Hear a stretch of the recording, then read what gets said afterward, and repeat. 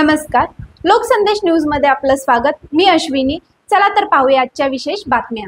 सांगली विभागातील 3 तर मिरज येथील 1 मिळकती जप्त, तर मिरज विभागातून 30 लाख इतकी थकीत वसुली।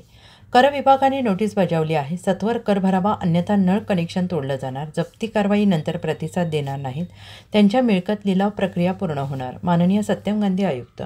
आज घरपट्टी विभागाने थकीत कर वसुली मोहीम तीव्र करून सांगली विभागात 3 तर मिरज विभागाकडील 1 मिळकत जप्तीची धडक कारवाई केली आहे। मिरज विभागाकडील 30 लाख एवढी वसुली झाली आहे।